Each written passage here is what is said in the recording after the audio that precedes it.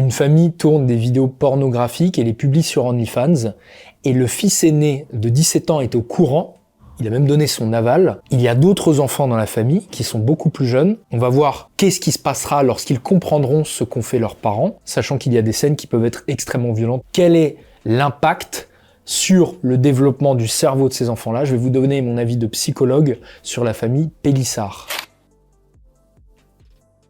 Quand on voit que papa se fait appeler Chabit par la maman, ça me fait sourire, mais en vrai, c'est plutôt triste. Je souris parce qu'il y a le caméraman qui se marre. Lorsque le papa se fait manquer de respect et humilier par les chroniqueurs de TPMP, notamment le Raymond qui lui dit hey, « gère ta femme, gère ta famille, gère ta femme, etc. » Reprends ta famille en main, reprends-toi, joue le rôle du père, joue le rôle de l'homme et ne mets pas tes enfants en difficulté comme ça. Et le pauvre papa qui dit rien, la maman qui répond à la place. Oh, je parle, je réponds là.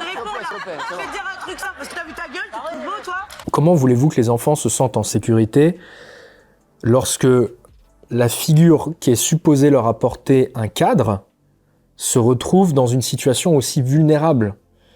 Et la maman aussi, parce qu'à la limite, je veux bien, moi il n'y a pas de problème, je veux bien dire que la maman peut assurer la sécurité à la place du papa, pourquoi pas à la limite, je pense pas que ce soit optimal, mais pourquoi pas. Mais la maman aussi, elle se retrouve dans une situation de vulnérabilité. Quand les gamins vont un jour tomber sur les scènes pornographiques et voir maman à quatre pattes se prendre des coups de martinet par papa qui pour le coup a récupéré ses couilles. Il aime bien me tenir en laisse. Ah. Le gamin ne peut pas se sentir en sécurité lorsque ses protecteurs, ceux qui sont supposés lui apporter un cadre, se retrouvent dans une situation de vulnérabilité. Souvent on entend dire oui, il faut pas que les parents pleurent devant leurs enfants. Oui, parce qu'un parent vulnérable est un parent qui ne peut plus assurer la sécurité de son enfant. Un enfant ne se sent plus en sécurité, du moins c'est l'impression, c'est le sentiment qu'il a. L'enfant doit pouvoir se sentir en sécurité. C'est pas à lui de réconforter les parents. Les parents, il faut que les enfants aient dans la tête l'illusion de toute puissance de leurs parents. Moi j'ai une anecdote à ce sujet, quand j'étais gamin, on allait jouer au foot avec mes frères et sœurs et mon père. Et un jour on avait fait des buts sur un mur et on joue au foot tranquillou et là il y a un groupe de je dirais 5 à 10 racailles qui débarquent, des jeunes ados en tout cas, ils étaient jeunes de toute façon, ils étaient grands aussi, dans ma tête je me souviens qu'ils étaient très grands et ils arrivent, ils disent on va vous tailler vos buts. Ils ont dit ça comme ça, ils ont dit on va vous tailler vos buts. Et mon père était parti négocier avec eux donc pour éviter qu'on se fasse tailler les buts apparemment. Ça avait marché parce qu'on avait pu garder nos buts et je sais que mon père avait eu peur. Parce que tu t'adresses face à 5 à 10 racailles, tu sais pas ce qui peut se passer, ça peut être un fait divers comme un autre, même s'il y a les enfants, il y a des psychopathes, ils en ont rien à foutre. Hein. Il était allé négocier avec eux pour qu'on puisse garder nos buts. Et ce que je veux dire, c'est que nous, avec mon petit frère, on avait tellement cette illusion que notre papa était le plus puissant, qu'en fait, on s'en battait les couilles. On les narguait, on leur répétait, ouais, on était repartis les voir et tout, on disait, ah, on va vous tailler vos buts, on va vous tailler vos buts. On en avait rien à foutre. Et je suis extrêmement reconnaissant, et je le souhaite à tous les enfants, de pouvoir avoir cette illusion que leur papa est le plus puissant et qu'il peut rien leur arriver. Et le problème, c'est que là, moi, ça me rend triste parce que je vois il y a quand même 8 enfants dans la famille Pélissard qui se retrouvent avec un papa donc humilié devant la France entière, qui clairement n'a pas la force, effectivement, de gérer sa femme, parce qu'on se doute bien que c'est pas son idée d'avoir fait un OnlyFans. On a bien compris que c'était l'idée de la maman. On a bien compris d'où ça venait l'idée. Et elle le dit même dans les interviews, elle dit au départ il voulait pas, etc. Elle lui a serré les vis pour que ça se produise. Donc voilà ce qui se passe lorsque dans la famille, il n'y a plus ce cadre-là qui traditionnellement était plutôt apporté par le père, mais globalement il faut que ce soit apporté par les deux enfants. Quand le gamin verra sa maman dans une position de vulnérabilité, dans une position où papa met des coups de martinet, ce sera beaucoup plus difficile pour lui de se sentir en sécurité, bien encadré. Et ça, globalement, c'est le problème de ce qu'on appelle le style parental permissif. Donc dans la littérature scientifique et dans les psychothérapies familiales, on retrouve généralement 4 styles parentaux. Je ne vais pas tous les faire tout de suite, mais il y a le style parental permissif, c'est-à-dire d'être assez libéré dans la manière de gérer les enfants font ce qu'ils veulent, les enfants sont libres, voilà, on est un peu copain-copain avec les enfants. Et moi, c'est ce que je retrouve dans la famille Pélissard, quand la maman, elle dit, quand la maman déjà, elle demande l'autorisation à son fils aîné, qui, à l'époque, devait avoir 16 ans, s'ils peuvent faire du porno, s'il est d'accord pour que papa et maman fassent du contenu OnlyFans. Quoi, on s'est dit, on va lui demander avant de se lancer là-dedans. Si Léo avait mis un veto, on l'aurait peut-être pas fait. Après, voilà, il nous a donné son aval. C'est rare que les parents donnent la permission à un gamin pour faire quelque chose quand même, mais voilà, chez nous, ça arrive, quoi. Vous voyez, on est là vraiment sur un style extrêmement permissif, où les parents demandent l'autorisation à leurs enfants de faire du porno. C'est quelque chose d'assez particulier qui montre qu'on est clairement sur une relation horizontale avec les enfants. C'est ton pote, quoi. Tes parents, c'est tes potes. Et là, encore une fois, je reviens sur cette notion de cadre. L'adolescent, surtout, c'est pas juste les enfants. L'adolescent ne peut pas se sentir en sécurité si il n'y a pas un cadre et donc si le parent n'est pas au-dessus de lui. C'est super les familles où on est pote avec ses parents, oui c'est super, mais on se sent pas en sécurité. Et il y a des études qui montrent, il y a une étude longitudinale qui a étudié des enfants entre 0 et 18 ans aux États-Unis et qui a étudié justement plein de variables liées à l'éducation des parents. Et à 18 ans, on a interrogé ces enfants-là. Et ce qu'on a remarqué, c'est que les enfants qui avaient des parents avec un style permissif, c'était des enfants qui avaient plus de risques de tomber dans l'alcool, dans les drogues, qui avaient plus de risques d'avoir des comportements d'impulsivité, des troubles du comportement et de l'impulsivité, et plus de risques d'obésité, et des moins bonnes notes à l'école aussi. Après, n'allez pas croire qu'un style autoritaire est mieux.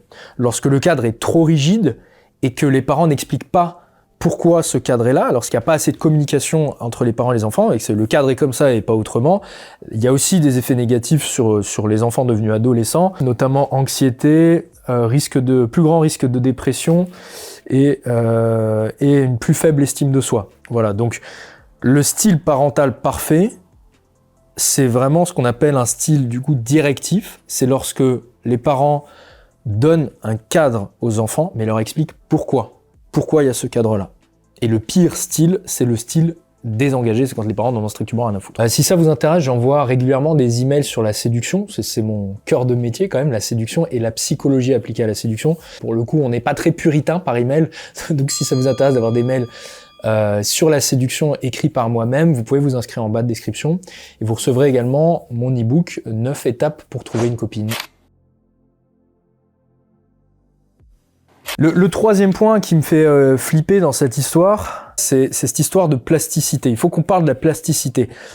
La plasticité cérébrale, c'est la capacité d'un cerveau à se modifier en fonction de l'environnement. Un enfant a un cerveau très plastique. C'est-à-dire que le cerveau de l'enfant est malléable. En fonction de ce que vous allez lui mettre dans la tête, en fonction de l'environnement que vous allez lui offrir, si vous lui faites lire des bouquins, si vous lui apprenez des langues, il peut emmagasiner énormément d'informations et plus il est jeune, plus son cerveau va se modifier, se restructurer en fonction de toutes les informations que vous lui apportez. Mais cette plasticité cérébrale, elle est là pour le meilleur comme pour le pire. Le meilleur, c'est l'apprentissage des langues, etc. Le pire, c'est qu'est-ce qui se passe lorsque vous lui présentez des stimuli stressants. Ça va pas juste changer les souvenirs de l'enfant, ça va changer la structure des aires cérébrales. Ça peut avoir un impact sur l'amygdale, qui est une zone responsable du traitement des informations négatives. Ça peut littéralement, on pourrait voir, si on regardait avec un IRM, on pourrait voir les zones cérébrales changer à partir des événements stressants qu'il y a eu dans la vie d'un enfant. Et plus ces événements stressants ont eu lieu tôt dans la vie de l'enfant, plus ils auront un impact sur le développement cérébral. Donc c'est très important de protéger le cerveau de l'enfant, et c'est le rôle des parents, c'est le rôle de la famille, la fonction adaptative de la famille. Le rôle des parents, c'est d'absorber le choc en fait. On dirait que l'impact du stimulus stressant sur le cerveau du gamin et sur son stress, il est modéré par la présence des parents. La simple présence des parents suffit à réduire l'activité de l'amygdale. La simple présence des parents suffit à réduire les quantités de cortisol qui sont sécrétées lorsque l'enfant est soumis à un stress. Et donc ça, c'est très important à comprendre, et c'est pour cette raison que un stress peut être extrêmement violent lorsque les parents ne sont pas là. Et lorsque l'enfant tombe sur du porno, on ne sait pas vraiment ce qui se passe dans sa tête. On se doute bien que les parents ne seront pas là pour aider l'enfant à mieux gérer ce qu'il vient d'avoir. Et donc, c'est l'enfant qui va lui-même internaliser, qui va lui-même essayer de créer du sens à partir de ce qu'il a vu, avec son petit cerveau de gamin de 6 ans, de 7 ans. Et on sait derrière que ça a des effets délétères, comme je vous dis, sur le cerveau, sur les comportements plus tard, les risques d'addiction, les dépressions. Je me souviens quand j'avais 6 ans, je devais avoir 6 ans, j'étais avec mon petit frère, on était dans un hôtel, on était en vacances en Belgique. Et apparemment, en Belgique, à cette époque, le porno était en libre accès à la télé. Peut-être c'était lié à l'hôtel, je sais pas. En tout cas, on est tombé là-dessus. Et on a dû regarder quelques secondes quand même. Je me souviens de 2 choses. C'est que... Alors j'étais un peu choqué, évidemment. J'ai trouvé ça très violent. Je sais pas ce que c'est, je pourrais pas vous dire, mais je sais que j'ai trouvé ça très violent. T'avais quel âge par curiosité ? J'avais 6 ans à peu près. Et mes parents sont rentrés dans la chambre en trombe. Ils ont tout coupé. Et ils ont une réaction très intelligente. Ils ont dit c'était du catch. Et du coup, ça nous a fait rigoler. Après, on est parti, on a joué, on a tout de suite oublié. Les parents ont été extrêmement intelligents parce qu'ils ont tout de suite reformulé. Ils ont atténué tout de suite un choc qui aurait pu potentiellement se transformer en traumatisme si on avait été livré à nous-mêmes et qu'on avait dû nous-mêmes essayer de créer du sens à partir de ça. Ils ont dédramatisé immédiatement. C'est du catch. Ils n'ont pas cherché à nous expliquer ce que c'est la sexualité, famille. On est libre de faire ce qu'on veut, comme dit Madame Pélussard là. On parle de tout avec les enfants, etc. Non, ils ont une réaction extrêmement intelligente et spontanée. Et c'est ce qui fait peut-être aujourd'hui que j'ai pas été traumatisé par cette scène-là. Alors maintenant, on peut se dire, mais qu'est-ce qui se passe dans la tête de l'enfant lorsqu'il tombe sur du porno qui s'avère être des parents, ses propres parents qui sont en train de faire du porno? Parce que effectivement, on a des études qui ont étudié quel était l'impact sur le cerveau de l'enfant lorsqu'il tombait sur ses parents en train de faire l'amour. Généralement, j'ai pas envie de dramatiser pour rien, j'ai pas eu l'impression que les effets étaient extrêmement graves sur les enfants. Ils ont juste montré que sur des petites filles, c'était derrière corrélé à des comportements sexuels plus à risque, plus de MST et plus de grossesse non désirée à 18 ans. C'est déjà quelque chose d'important, effectivement, mais c'est pas aussi grave que ce qu'on pourrait l'imaginer avec des traumatismes, etc. Mais moi, je pense que c'est parce que non seulement les parents n'étaient pas forcément... Enfin, je suppose que le gamin n'a pas forcément... Il a dû voir ses parents sous la couette, faire des trucs, il a pas dû... voilà. Et surtout, les parents vont vite rattraper le gamin pour en fait atténuer le choc. Le choc ne va pas se transformer en traumatisme, du moins il y a peu de probabilité parce que les parents justement ils sont là derrière pour immédiatement absorber le choc en fait. Après ça dépend des parents je suppose et ça dépend des enfants évidemment, mais la présence des parents comme on l'a vu tout à l'heure fait que ça diminue le niveau de stress du gamin et ça fait en sorte de pas forcément transformer ça en un traumatisme et en une scène que lui va essayer tout seul de comprendre dans son petit cerveau d'enfant. Donc pour moi c'est pour ça que ce cas de figure-là est différent d'un cas de figure où les enfants pélissards tomberaient sur du contenu pornographique où cette fois il y aurait papa qui met des coups de martinet à maman et qui fait des scènes pornographiques. Qu'est-ce qu'il va se dire le gamin à ce moment-là ? Papa est en train de battre maman, papa fait du mal à maman, maman a l'air de souffrir, du coup il peut flipper, il peut éprouver un dégoût profond. Peut-être que 20 ans plus tard, quand il fera l'amour pour la première fois avec une femme, il aura ce flash qui surgira dans son cerveau au moment de faire l'amour avec une nana, il reverra à nouveau ses 2 parents en train de faire des trucs bizarres, et donc il pourra plus jamais avoir des relations sexuelles normales. Peut-être que, alors là ça serait le pire des traumatismes, imaginons, tout est possible, peut-être que l'enfant éprouverait une excitation qu'il ne comprendrait pas à ce moment-là. Donc oui, effectivement, moi je pense que les gamins sont dans une situation vulnérable parce qu'ils vont de toute évidence tomber sur du contenu pornographique avec leurs parents dessus, soit parce que leurs copains leur ont envoyé, soit parce que le gamin est curieux, il va mettre Pélissard au bout d'un moment, je veux dire c'est son nom de famille, donc forcément il va tomber sur ce genre de contenu-là. Et forcément sur internet, tout fuite, tout contenu pornographique finira par fuiter, et c'est déjà le cas, hein. Je sais qu'il y a des... Voilà, tu l'as dit, ça tourne déjà, la famille Pélissard, ça tourne déjà. Donc les gamins sont à risque en ce moment. Effectivement, ils sont à risque. Là, ils ont tous les âges, entre 0 et 10 ans.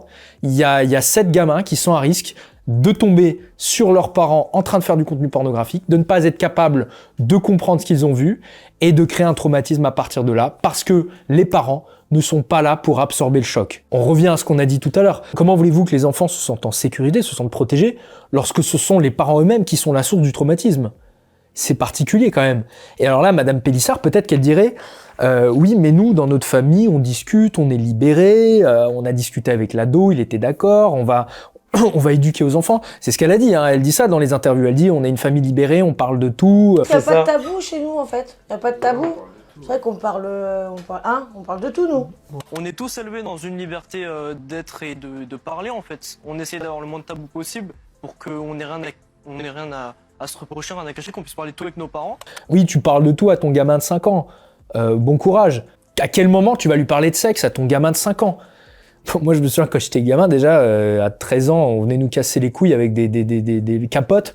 Rien que ça m'avait fait flipper. Je disais, mais de quoi vous me parlez, en fait? Je sais pas ce que c'est une capote. Pourquoi vous me parlez de ce plastique-là? Ça m'avait fait flipper. Ça se trouve, c'est leurs amis d'école qui vont leur montrer. T'imagines Les enfants, ils vont pas faire preuve de tact. Tu vois, ils vont arriver, ils vont dire, regarde. Et ils ont tous des téléphones à la main, donc ils vont balancer ça comme ça. Non mais putain. Faut se mettre à la place d'un instant. Le gamin, dans la cour de récré, potentiellement, il y a un autre gamin qui va venir le voir d'un coup, comme ça, il va dire, hé, regarde! Boum, tu vas voir ta mère et ton gamin. Je peux vous dire que le pauvre enfant, il va s'en souvenir toute sa vie de l'endroit où il a vu ça pour la première fois. Et cette image-là va le hanter, et elle le hantera quand il couchera pour la première fois avec une femme ou un garçon, je sais pas qui ce sera. Et ça me terrifie, clairement. Et tu disais quoi, Hanouna? Alors Hanouna, il me fait tellement marrer. C'est le serpent. T'as vu tout à l'heure, il dit des trucs, il dit alors on va voir des images quand vous faites fouetter, mais tu sais, il dit ça avec un ton. Hanouna, c'est le mec, en fait, il a un ton empathique. T'as l'impression qu'il est là pour calmer un peu les ardeurs, mais en fait, il est surtout là pour pousser au drama, pour appuyer, pour vraiment, il enfonce le couteau dans la plaie. Mais il te le fait avec le sourire et en te disant, oh, ça fait pas trop mal. Ça va, ça fait pas trop mal là, quand j'appuie comme ça là. Hein, quand ta maman, hein, tu l'as vu, c'est pas facile pour toi de voir ta maman à 4 pattes, hein, c'est pas trop dur pour toi. On imagine que pour les enfants, ça doit être difficile. Ouais, voilà, ça doit être difficile. On mettra des photos à l'écran. Hein.